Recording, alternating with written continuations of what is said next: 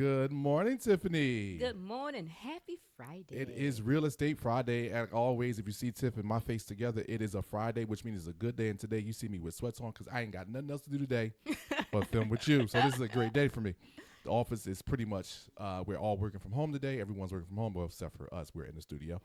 But with that being said, of course, my rant.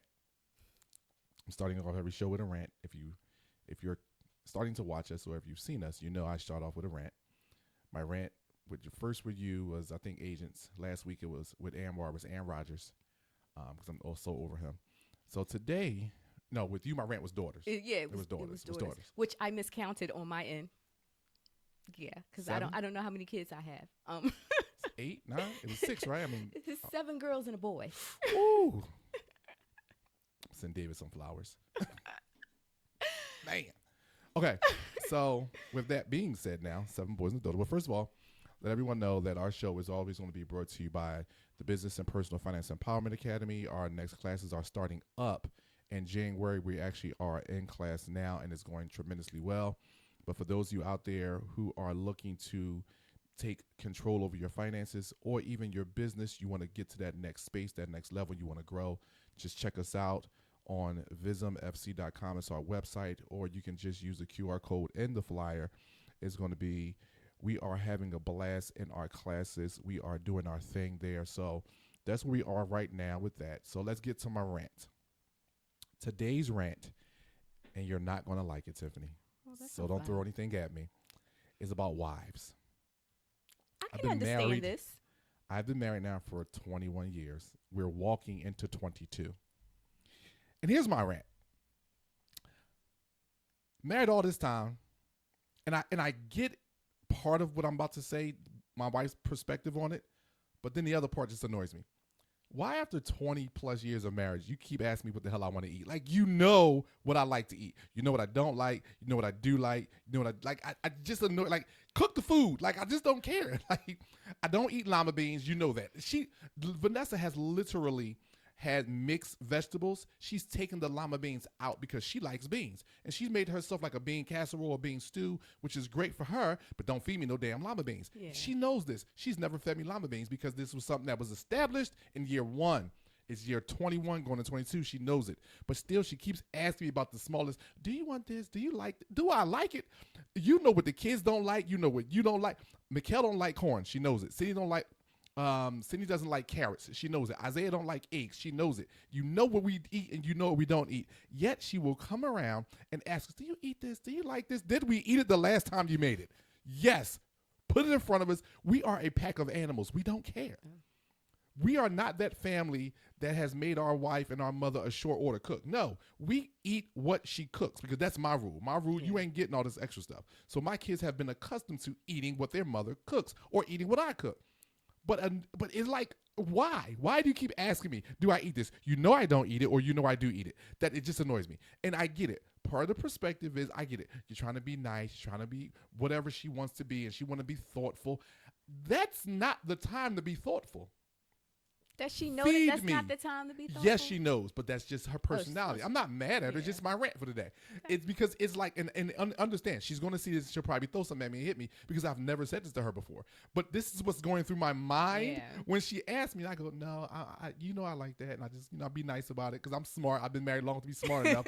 That's why I'm in here with you saying this. But it's like, why are you still asking me this after 20 years? Every husband in the world would agree with me. If they've been married long, they will look at their wife and just go, no, honey, I'm good with that. Why? Because you know I don't eat it, or you know I like it. Why are you bothering me?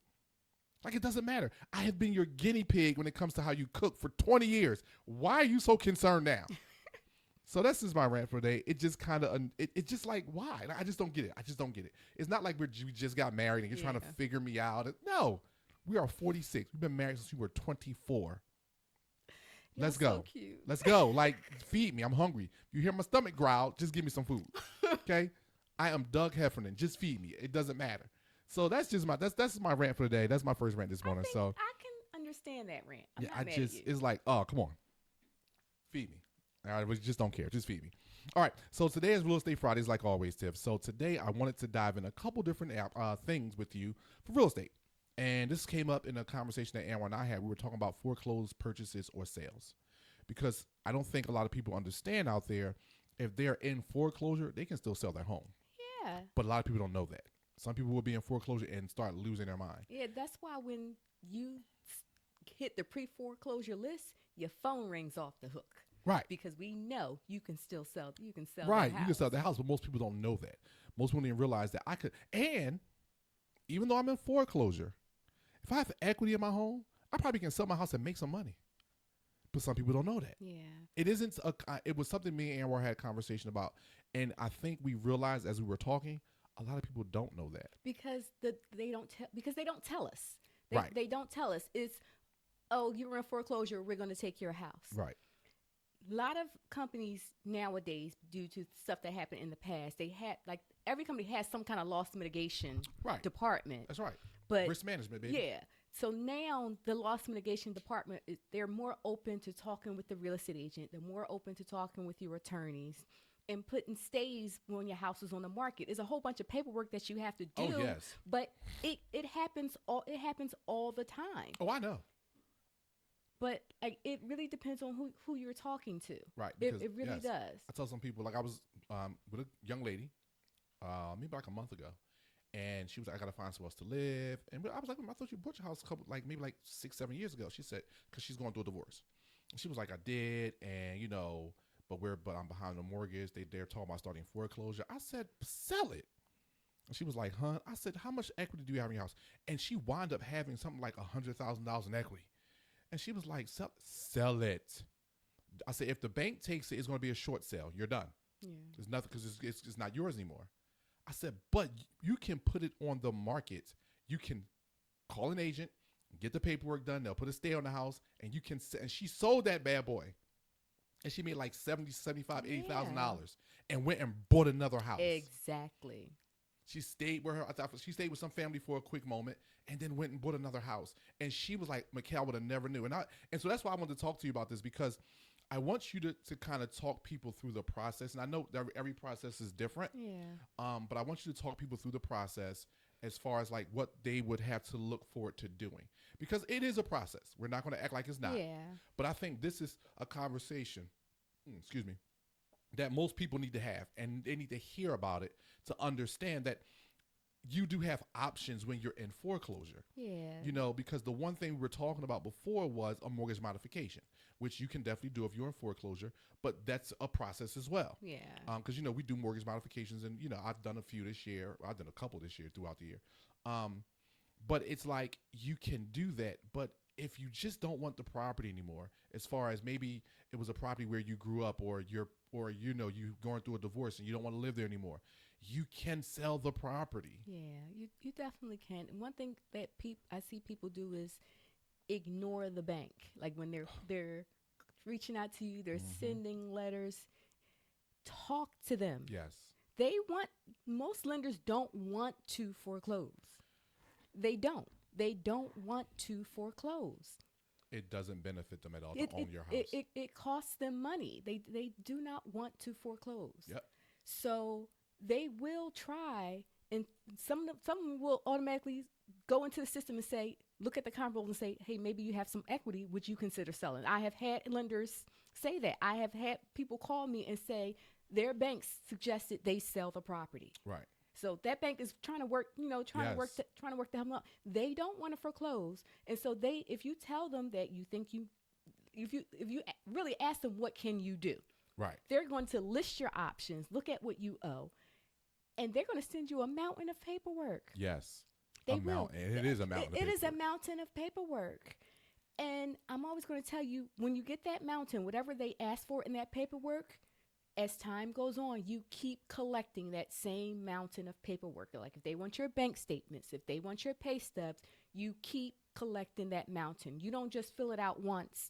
Because that mountain that you first give them may only be good to them for 30, 60, or 90 days. Yep. Yeah. Short period of time. And it may take that long for you to get a buyer. If the option is to sell, it may take that long for you to get a buyer. If the option is to modify, it may take that long to get through their process where you at the point where they think, yes, they're going to approve the modification.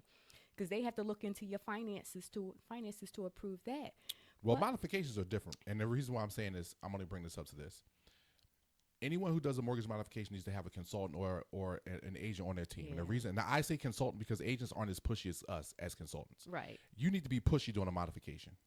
Banks drag their feet during a modification because banks normally, especially if it's under a conventional loan, not a FHA. FHA they move a little faster because it's a government backed loan anyhow. But conventional loans, they drag their feet because sometimes some banks want you to sell. And the reason why they want you to sell if you're trying to modify your property is because that's not backed.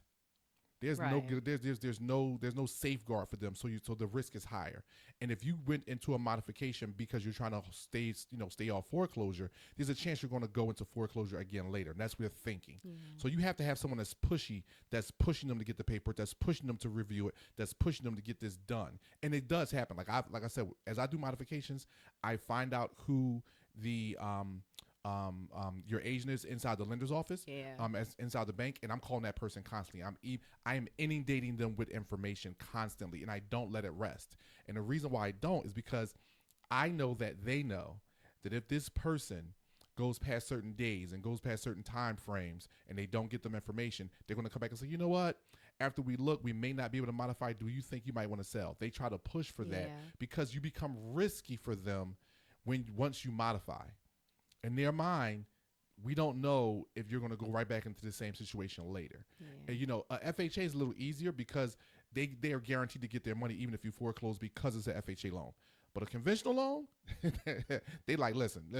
So that's why I tell people, if you're going to do a modification, make sure you have someone on your side that is pushy, because it can't be you, Yeah. because it's going to turn into the most frustrating thing of your life, almost like you're fighting the world just to stay in your house. And that's a frustration you don't need. Yeah. So I always say, and for the most part, please, people, do not let a consultant or real estate agent charge. That is a flat fee service. That is not a percentage type service. Right? I literally charge people simplistically because I'm literally just hitting repeat on a lot of emails. Like I'm doing a lot of emails. Paste. That's it, right? I'm not doing a whole lot. You know what I mean? So it's really not a lot to go through. As far as for me on my end. Yeah. But anyway, back to the foreclosure for the buy and sell. Foreclosure, the lender will give you paperwork to initiate the stay. They'll have you fill out a bunch of paperwork you send back to them. They will send it to the department that's handling foreclosure, and they will give you time. Yep. They will want your listing contract. They will want all the paperwork that's showing like your closing costs. All you have to do is communicate. Communication is key, people. Communicate, and it's a trying time for you. And as your agent, that's what we do. We stay in contact with the lender. They actually give you an authorization to allow us to contact them. And I'm finding that I have been able to continuously get the stay because I stayed in communication. Yep. Even if I didn't have a buy, we didn't have a buyer at that point. It was, this is the market activity. This is what's happening. As long as we stayed in contact, they gave us time. I've had it take up to 6 months. I've had stays, for 6 months. And so just communicate. They understand people have hard times, and they don't want to foreclose. Yes, I think, that's the difference. I don't think people understand that part of it. Banks do not want your property. They want your money. It costs the bank to hire a you to put on the market. Banks don't have real estate agents sitting inside the office. Yeah. So they have to hire an agent, or they probably already have a relationship with the brokers, but still, like it's a whole process for that. Right, yeah, right. Right. It's like it costs them to sell your house again. Yeah. They don't want to go through that. They want your money, not your property. They don't want the brick and mortar. They want your money. And that's why I tell people, I say, hardship loans are out there. I tell people all the time, it's like you have a lot of different options on your side, but you just said the most important thing. You must communicate. Now let's talk about a short sale. A short sale for a buyer. Oh yeah, That's fun. that is. It's not fun. Well, to me, it's fun because as a mortgage consultant, I've been through that process, I think, twice. With it was like, it's a foreclosure, I want to buy it. I was like, this is going to be fun. It's a roller coaster ride now. See, buying foreclosures is so much easier than buying short sales. Yeah, I know. it's That's what I'm saying. So a short, but that's why I said. But to me, a short sale is fun too. So let's talk about short sale well for buyers. for short sale for buyers. You're really not in the driver's seat. Like you're in a good negotiation Which standpoint. you know I love. Yeah. And that's why it's fun for me. Go ahead anyway. Well, the thing about it is, like, I'm somebody who constantly wants to be doing stuff, and see, that's why it can be fun. But a lot of the onus is on the seller, Right. and when I'm on the buyer side, I'm not in control of that portion of it, and that's where the action take place. On the buyer side, I'm negotiating timelines. I'm negotiating prices. I'm negotiating inspections. I'm negotiating what the seller said they're not allowed to do, but they're going to do anyway. Right. Or it's a whole process. Yes, And see, but you're talking about all the reasons why I love short sales. well, see, I like that part, but then once that all is negotiated, Right. That it's the window of waiting. waiting. It's- See, it's- I don't have a problem with waiting. See, I have a problem with the waiting because I've done it on the seller side, so I know what's happening. Right. They're waiting for the bank to approve all this mess.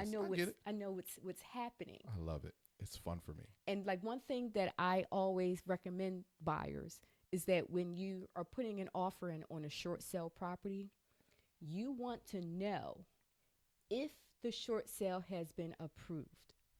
If the short sale has been approved, that means the seller's lender has already sent out an appraiser. They've already set the minimum price that they will accept for the property. Right. That minimizes your waiting game. Right. And it's been hard when Please say that again. I need people to hear that. which part? From once the seller's lender approves the short sale. Yeah, that's important because I know, once that's the why I want you to seller's repeat it, lender right. approves the short sale, you can usually settle in 30 days. Right. You can usually settle in 30 days. But tell them what they normally send out, because that's the most important thing, because some people will turn around and try to negotiate with that, or try to, they don't like the appraisal, the buyer. And it's like, no, this is in your favor. It's definitely This is in your favor. in your Sit favor. still. Yeah, definitely in your favor. Where it gets murky is where sellers try to, not even sellers, agents too, Mm-hmm. where they try and pay 10, 15 grand on top of that price. Right. But there is a price that the seller's lender has said they will accept for this property, and they have to set the listing price at least that Right. that price. The reason why I like what you just said, and the reason why I want people to hear that, is because most people, like I said, I think 3 short sales since I think ever as a mortgage consultant. I think it's because I've done foreclosed sales, or buying from my buyer, for my client. But the reason why I like short sales is because of what you just said. I always tell my clients, if the seller's agent and the seller is not willing to be transparent about what the seller's lender approved, we can negotiate from that point. But I want to know what they said the house was worth. I want that because I'm not paying for an appraisal. Because that's the thing in a short sale. The most time a buyer wants to, if I'm buying a normal house, I want to get the house appraised. Yeah. I'm paying for that.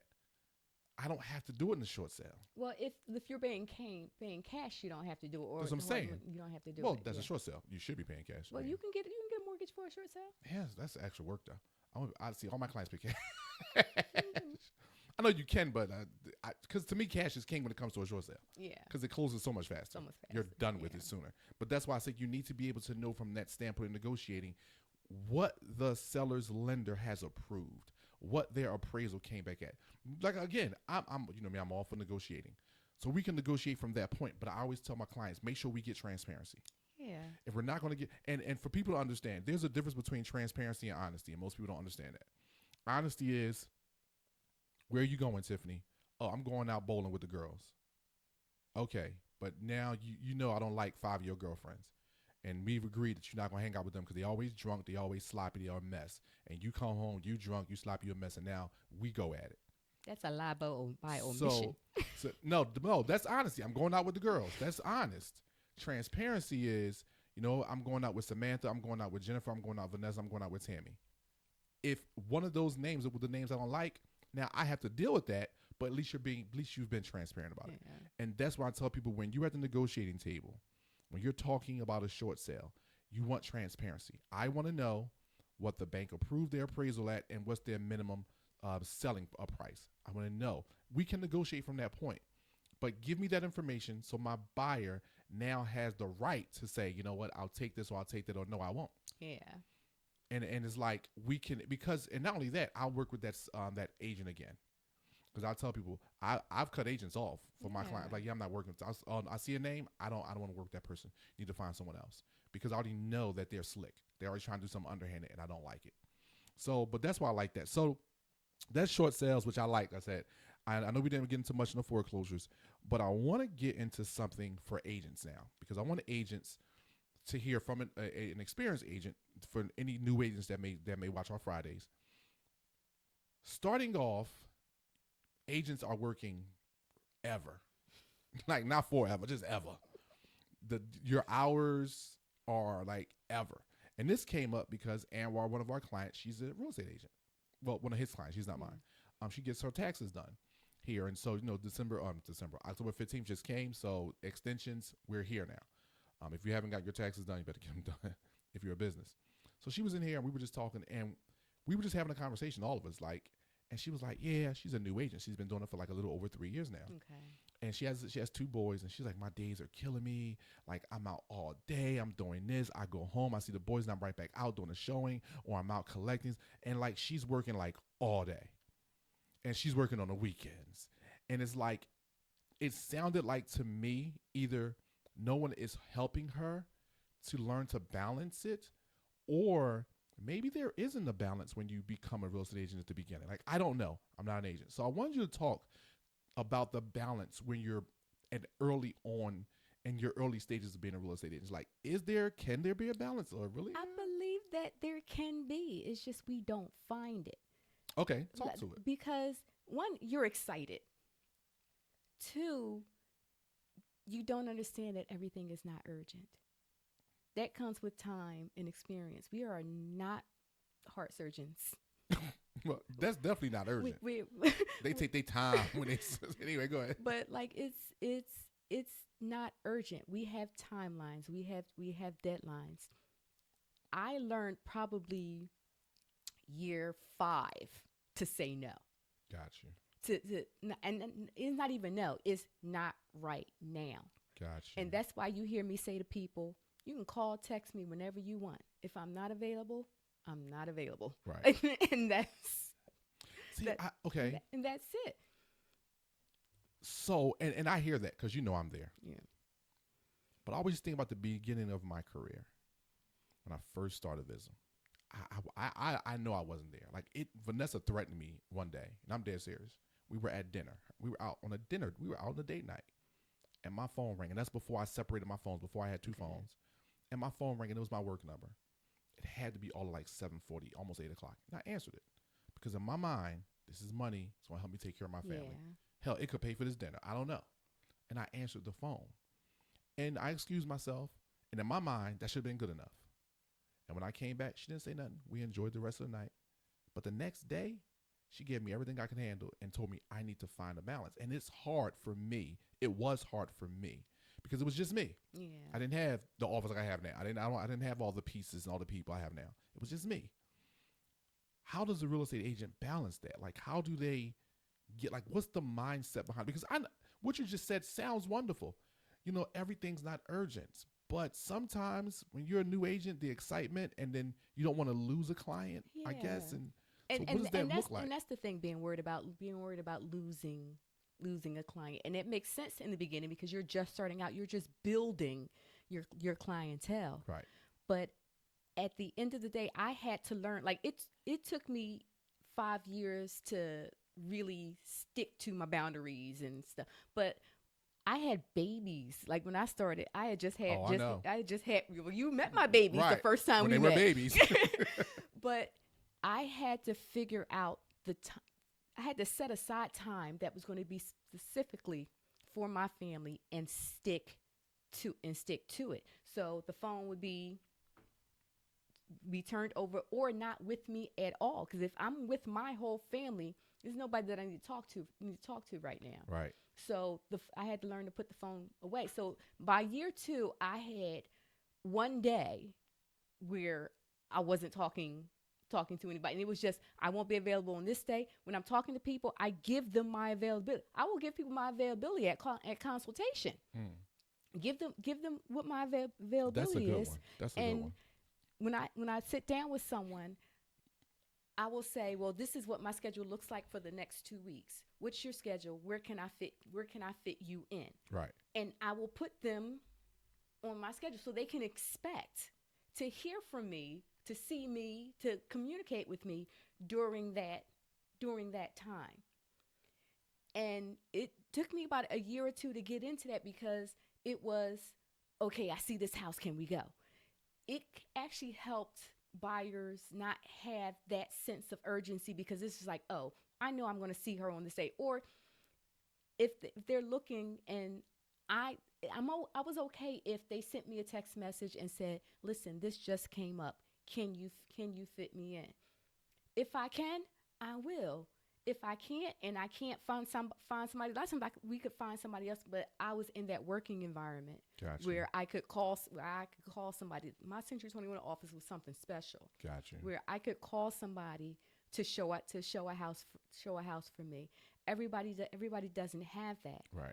And when you're starting out, you have to make a decision as to whether or not you're going to start out doing that. It's really your decision whether or not you're going to start out doing it.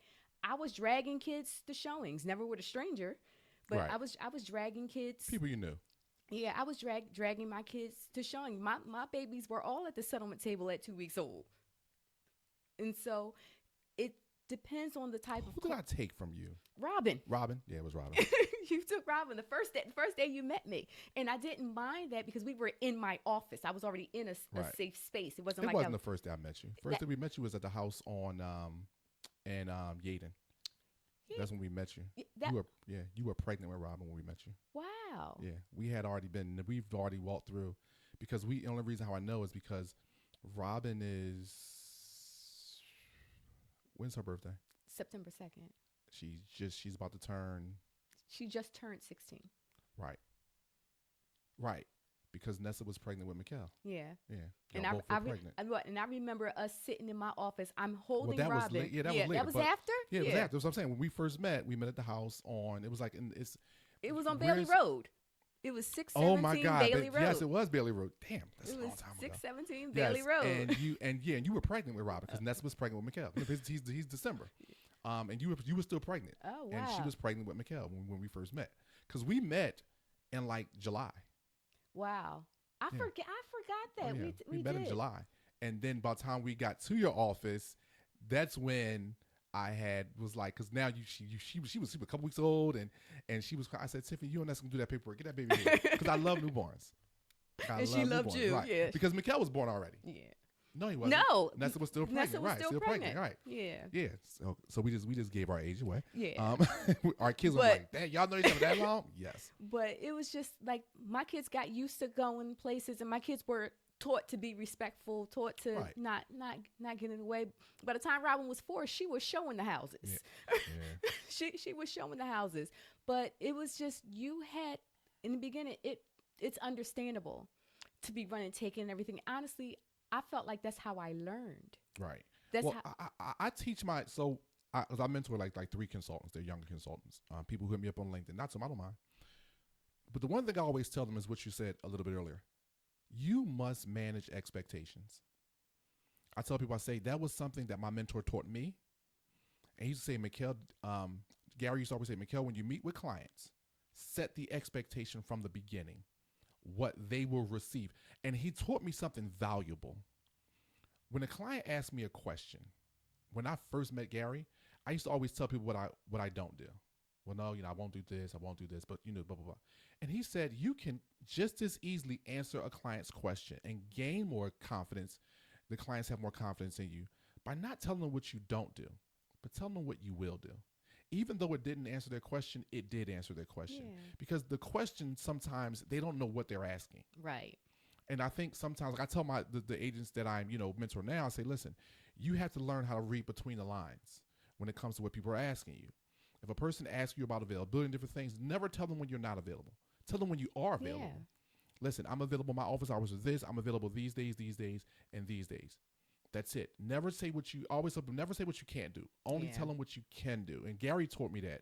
And I teach my consultants. I remember one of the gentlemen, he came back and called me. He was like, "Yo, Mikhail, man, like he got 3 clients because he had met with one client, and his professionalism and the way he explained to them what he can do, he set the expectation. He set the everything up, and and when they were done, they referred 2 of their family members to him because he set the expectation, and they loved the fact that when they walked out of his office, they understood when they could call him, when he's going to be in the office.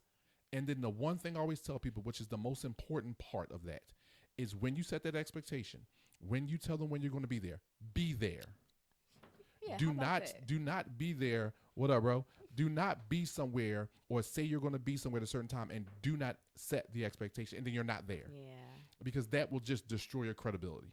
It's if you say my office hours are from 9 to 5, even if you're not physically in your office and Be they call, available. you need to be available. Yeah.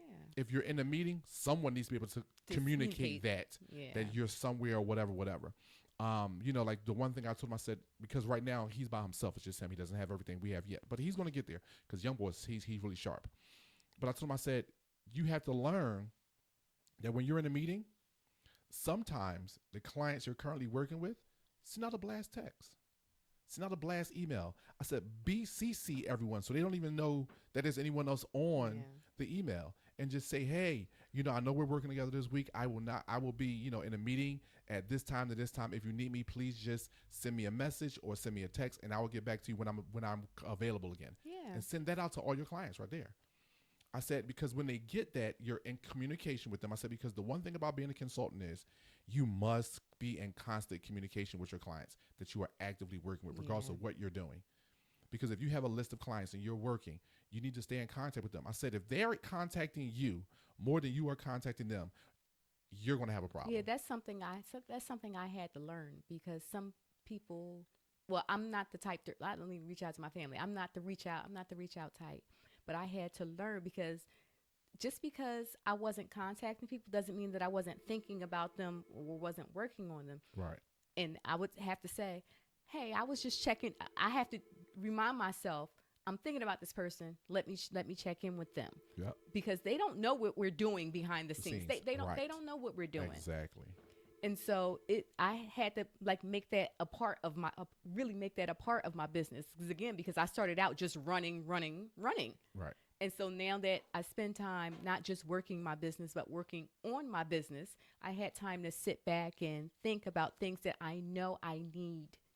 Yep. That I know I need to do. Yeah, like I tell clients, or the people I mentor, I say, listen, I keep folders of all my clients on my desk. They're sitting here now. I keep them there so I can see it every day. These are all my open clients right now. I'm doing something with all of these people. So if I'm waiting for a lender, or if I'm waiting for a real estate agent to get back to me, or if we're just doing some work, we're just helping them grow something, scale something, getting some paperwork, I am constantly in contact with them saying, hey, I need this document. Or, hey, sometimes like I'll send out a text and just say, hey, want to just say hope your Monday's going great. So start off to a great week. Have a great week at the office. Be a star, whatever the case is. I'll send that out sometimes. Like Google Voice is my best friend. I've had Google Voice. I think I've had Google Voice number longer than I've had any other thing because I can text on a computer. That's what I like about it. Oh, okay. That ability to text from my computer is phenomenal because now I'm not on the phone. I'm just on my computer, and it doesn't seem like a text to me. I'm just messaging a client, But they getting a text. and they're getting a text. Yeah. So it's the small little things. Like I think a lot of younger agents, whether it's a consultant or a real estate agent, they don't use all of the technology they have available. They're so stuck on the quick stuff, the AI things, the things that can do automated things. I say a lot of times, the way I look at it, I still write thank you letters. Yeah. Handwritten thank you letters to new clients. Thank you so much. And I'll mail it out and they can get it in the mail. Right. So I still do that. Granted, I'm not the one physically doing it today, but in the office, it gets done. So I'm being honest. But one of the things that I always think about is the text is so personal. And people like the personability of what you're doing, if that's a word. Who knows? Well, But so I like to send that text out. I like to send the text out, and it's from me. And here's the thing: Jazz, our administrator, she uses the same text number and everything, but we identify ourselves in the text. Yeah. Yeah, I've seen that. I had one client actually say, hey, Jazz, thanks so much, because I didn't identify myself. And I hit him back. I said, I do work sometimes, because this is Mikhail. And he just bust out laughing. He was like, well, Jazz told me to use this number. And I was like, yeah, because I didn't identify myself. But I like to teach new agents to say, hey, new consultants, like, this is what you need to be doing, the small things. And when you don't think you're making money, that's when you really need to be sitting out the small stuff, doing the work. Double down on the small things. Because I promise you, like right now, and like I said, we're getting back into advertising, but we have worked 100% referral for like the last 4 or 5 years. Yeah. And it didn't dawn on me until we were all having that conversation. But it's because of those little things we constantly doing. Anwar said it like this one time: when a lot of people leave our office, they leave with, and now we have a new bromance. Because Yes. it's like guys like, yo, man, and it's because no one does service anymore. Like, that's our thing, service. Well, it's our thing because Yeah. you're in the office too with us. It's service. We double down on service, and that's why I tell a lot of people you need to double down on service for agents. So that's that. So we are in our last segment now. I'm loving our time frame. We're keeping it. So the last thing I wanted to talk about was more the idea of something that a lot of people don't think about until they get past us. And a lot of agents deal with it, but don't deal with it sometimes. And it's acquiring a loan. Because with the client we currently have mutually, who we'll discuss when we're done here, I had to push the agent at the bank to get the damn loan approved. You know what I'm talking about, right? Yeah. And But it annoyed me. My head was just like, yeah, you did. Right. And that's what it annoyed me because, and he doesn't know this, but it annoyed me because in front of my client, I'm total professional. I'm not going to throw him under the bus. We sat there, we had the conversation. It was wonderful.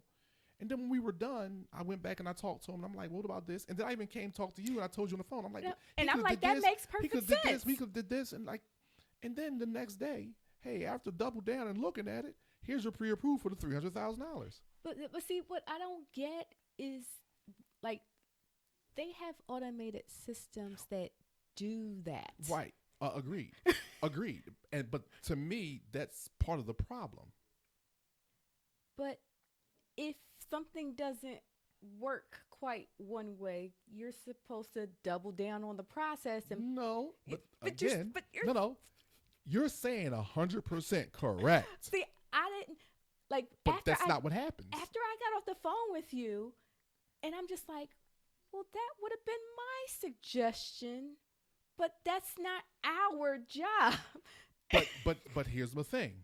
It is my job because she's my client. Well, everything is that's our how job. I look at it. Everything is our job, but that's not our role. That's not our.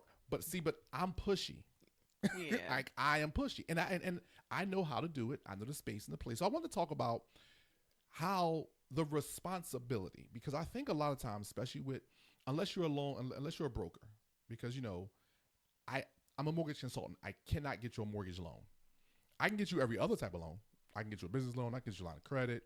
I can get you some personal loans. I can get you equipment loans. Like, all my clients get all those loans, but I cannot do a mortgage loan because I'm a mortgage consultant. They don't allow it to the mix, which I wish they would. I'll make so much money, but they don't.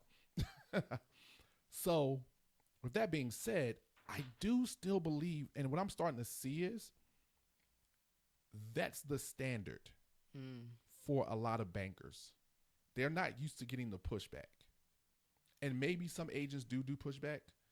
But when I talked to this gentleman the other day, Wednesday, and I pushed back after the client was gone, he kind of looked at me almost as if I shouldn't have said anything to him. And I responded to him my response once the look showed up was, if you don't do your job, somebody else will. Yeah. And that was because my knowing what I know, it's a million banks out here, bro. Yeah, and I think that it was surprising to me because I deal with so many brokers. Right. You ain't the only game in town. Yeah, I deal with a lot of brokers, and maybe the behavior that I'm talking about is broker behavior where it's standard operating procedure. If something doesn't work, you dig deeper, you find something else. Right. But maybe what I feel is standard operating procedure is broker behavior. Right. Shout out to my boy Hakeem, great broker. Hakeem Singleton. Yes, great out. Shout out to Hakeem Singleton, great broker. I came across him kind of as I was growing in my career, and he taught me so much. You know where me and Hakeem met at, right? Where? We both used to work at Wells Fargo. Oh, wow. I didn't know that. Yeah, we knew each other. Both our careers have gone to where they are separately. Separately. And then yeah. when you told me, I'm like, I know Hakeem. And then Hakeem is Mikhail. He was like, yo, bro, what's up? His older brother actually taught us a lot when we worked at Wells Fargo. Wow. His brother was already a broker while Hakeem and I were already working. We were still working at Wells Fargo. Yeah. And actually, I came from, it's funny, my track through that was weird. Not weird. Core States, first year, and I left. Then they became Waikua at Wells Fargo. Then I went back. Because I went back to Wells Fargo Auto Finance. That's when I was the manager of the underwriting department. So going back, and I met Hakeem dealing with a client trying to just get them over to mortgage. Oh, okay. And I had to go to a branch one day, and Hakeem was there. That's how I met Hakeem. And then his older brother his older brother is that dude. He knows a lot as well. How I came across him was he represented a buyer who was buying. He was working with a buyer who was buying my listing. Gotcha. And he called me, the listing agent, to explain something to me, and then I just started asking him more questions, not even relating to that Right. to asking more questions. And he was patient. He answered all my questions. At one point, I kind of felt like I was drilling him. It was no sweat off his. Hakeem's very knowledgeable. I was just like, okay, this bro gonna be good. And then the next time I had a similar situation, I called Hakeem, and he got it through. One thing about that situation was I had, like, with him, which shows like the benefit of working with a knowledgeable broker. Yes. Because some of these larger mainstream banks, I had a buyer get denied her loan from one of these banks, and then took her over to Hakeem, and Hakeem said, "Listen, we need to do this, and this." They did it. Closed her 45 days later. Done. Done. That's what we do here. That's what I tell people. I say, but that's what I mean when I say acquiring loans, right? It is the idea that people need to understand. Your regular street banks, and I call them street banks because there you can go outside the street and see a bank. You I can call them see white bread. Oh God, white bread. That's different. But you can see your TD banks, your Bryn Mawr, well, not Bryn Mawr Trust is my old bank. You can see your TD banks. You can see your Bank of America's, your Wells Fargo's, all those banks down the street. WisFis, well, I love, but anyway, that's my bank. WisFis, you can see all those banks, but there are so many more lenders out here. Yeah. Don't think you have to go through a lender all the time that's on the street. That's the first thing, because some people will just walk into their lender and try to get a loan. A lot of people can. A lot of people can't. Yeah. That's the first thing. The second thing about acquiring loan I want people to know is understand that when you are going through a loan, you need to literally work with a real estate agent or work with a broker. Because a lot of the times, what's going to happen is, yes, the fees are going to be the fees. It is what it is. But they get you through the process so much smoother. Because those traditional street banks, they want your blood. They want your firstborn to be signed over for the blood. Like they want, and sometimes it's not necessary. Yeah.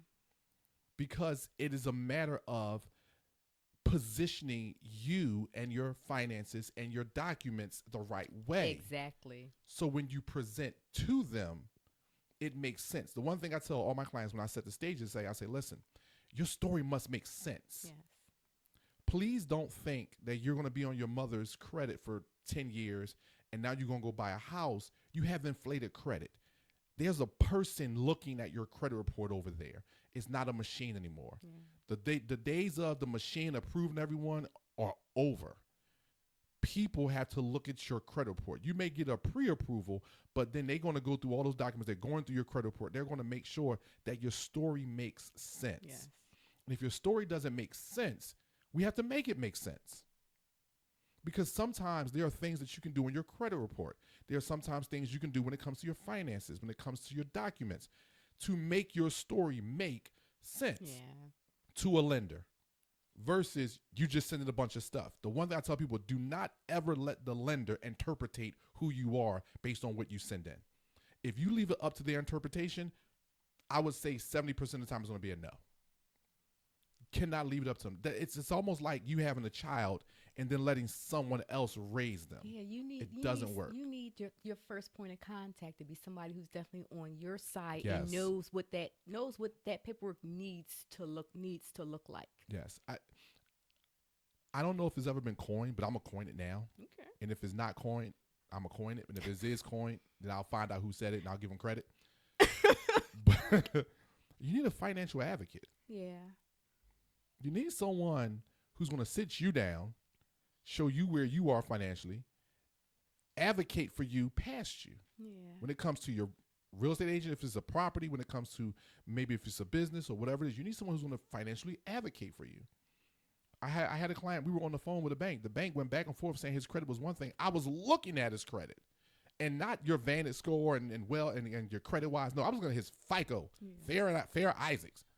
And his credit report was correct, and they were looking at something different. And the problem wound up being was his last name is Williams, so his credit got switched up with someone else. When they pulled, they had somebody else's credit report. And if you don't know that, you'll just take the denial and walk away. So you need to have someone that can advocate for you and understand how to have these conversations with you. You need someone who can talk their jargon when you're on the phone with these people, when you're communicating with them, so they understand you know what you're doing, and then they'll listen. And that's what I always tell people. So last word of the day, Tiff. What's your well, I'm gonna have a last word and I want you to have the closing word. My closing word is a bit of a rant. Oh, good. So you going no, I'm gonna have my close. You gonna go last. So my closing word today is because of real estate, which is Real Estate Friday, is one, enjoy your weekend, everybody. Have fun out there. But please, please, please make sure you get a financial advocate. I'm telling you, it is so, and I'll just tell you a small little bit because it's, there's none of your business for real, as far as what I'm about to say, the names. It is your business, I'm telling you. Anyway, the client that we have mutually, the bank basically, they didn't deny her, but they wouldn't approve her for the mortgage that she applied for. I had to go back and I had to sit the banker down and give him information that he should have knew and told him how it should go. And when he did what I said, she gets a $300,000 a pre-approval now. Now she's looking for a house. You just need someone who understands it. Don't ever think that it costs so much, because it really costs pennies for me to do what I do as a mortgage consultant. I don't charge a lot because it's really not a lot to charge. But I do it, and any consultant worth their salt will do it because they want to see people grow. They want to see people get into their house, because having a house is such an asset and it's such a valuable asset that you need. Well, you should want, I'll say it that way. But understanding that is understanding that you need someone to advocate for you. I'm a consultant. I don't handle my own money. I have other people who walk me through processes because I understand certain things. I know to do it, but it's emotional. I have a spouse. She gets emotional when it comes to money sometimes. So guess what? When our investments are looked over by someone else, not just her and I, even though I know I teach people about investments, but guess what? I'm smart enough to know I'm going to go over here and let someone else take a look at what I'm doing. I still do it all the trades, still handle it all, but always have a third party, someone else to look at it for me so they can advocate for me, so they can tell me, hey, maybe you might want to look at it this way. That's my thing for people. My last word to people today is, hey, start to take a look at that. Start to make sure that you have someone that's going to advocate for you. Well, this actually kind of falls in line with stuff that we've been discussing regarding having an advocate, and also being willing to stand up and fight for yourself. Because we were talking about buying foreclosures, right? And a client who was buying a foreclosure, and the bank has to have the sheriff's sale recorded before they can close on this foreclosure. City of Philadelphia a little backed up. A little? It's backed up. And so the lender, we knew going in that they had like at the time 4 months behind. Buyer said, okay, I'm paying cash. I can wait. Right. Sign a contract. I can wait. So we knew this going in. We were told going to have to do extensions every 30 days. We were like, cool. About 4 weeks later, instead of an extension, we get a termination. And they said because the sheriff's sale, the sheriff's department is too far behind. Normally, buyer send them termination, they sign it. My buyer said no. Right. I said, let me sit on this. And I was like, I went back to Fannie Mae and I said, you know what? They don't. Yeah. Should have called me, boy. I'd have told you. Oh, went back to Fannie Mae. No, we're not going to do this. We knew this going in. We're not going to do this. And so they tried to scare us by saying, we're going to have to send the deposit to the state. And I relayed that to my client, but separately like I'm saying what I have to say to my client, Right. but separately, we are both not agreeing to Fannie Mae. We're Right. like we're both not doing it. And so once we had the conversation, I was just like, listen, I think, and we were on the same page. They don't want to wait it out in case the market changes and they can get more money. That's what it more is. money There for the, you go. for the property. And she said, I thought that too. And I said, you know what? We are not going to sign. We are not going to sign it. Fannie Mae ended up taking at that point all of those listings off the market, and they were coming to us like every week, sign the release, sign the release, sign the release.